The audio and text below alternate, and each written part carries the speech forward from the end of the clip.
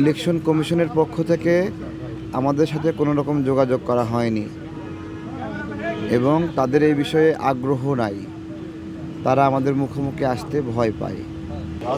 নির্বাচন ভবনের সামনে আমজনতার দলকে নিবন্ধনের জন্য প্রায় ১০০ ঘন্টা যাবৎ আমরণ অনশন কর্মসূচি পালন করছেন আম জনতা দলের সদস্য সচিব তারেক রহমান। আমরা দেখতে পাচ্ছি যে তিনি যে অনশন কর্মসূচি শুরু করেছেন সেই অনশনের প্রায় ১০০ ঘন্টা হতে চলল।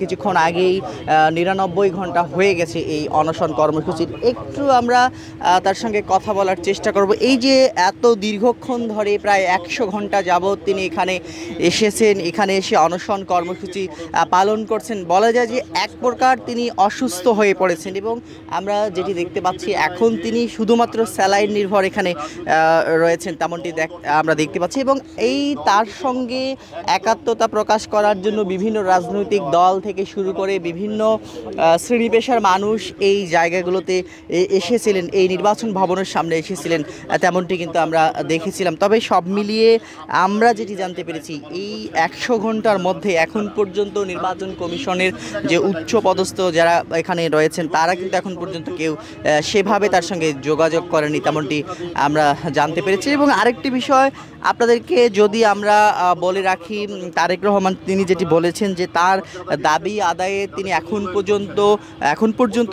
অনড় রয়েছেন। যতক্ষণ পর্যন্ত তার দাবির বিষয়ে কোনো সিদ্ধান্ত না আসবে ততক্ষণ পর্যন্ত তিনি এই অনশন কর্মসূচি চালিয়ে যাবেন। এবং অনশনের প্রথম দিনেই তিনি আমাদেরকে যেটি জানিয়েছিলেন যে ইলেকশন কমিশনের পক্ষ থেকে আমাদের সাথে কোনো রকম যোগাযোগ করা হয়নি এবং তাদের এই বিষয়ে আগ্রহ নাই।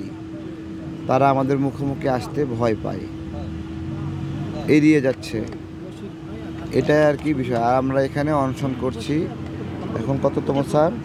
৯৯তম ঘন্টা। বাকিটা আমার স্যার সব বলবে। এই কমিশনের পক্ষ থেকে এখন পর্যন্ত এই বিগত দিনগুলিতে কেউ আমাদের সাথে এই নিবন্ধন ইস্যু নিয়ে কোনো যোগাযোগ করেন নাই। তবে এক ভদ্রলোক নির্বাচন কমিশনের সম্ভবত উনি সেক্রেটারি পিএস, উনি বৃহস্পতিবার সন্ধ্যার সময় আসছিলেন তারেক ভাইকে পানি খাওয়াতে। আমরা ওনাকে বলেছি যে নির্বাচন কমিশনে আমরা পানি খেতে আসিনি, আমরা নিবন্ধনের জন্য এসেছি, কিন্তু এই নিবন্ধনের ব্যাপারে ওনারা আমাদের সাথে কোনো আলাপ করতে চান না। ওনার প্রেশার অনেক লো হয়ে যাচ্ছে, উনি এতদিন না খেয়ে আছেন, উনি পানি পর্যন্ত পান করছেন না, ওনার মাথায় প্রচণ্ড ব্যথা এবং শারীরিকভাবে উনি খুব দুর্বল হয়ে গেছেন।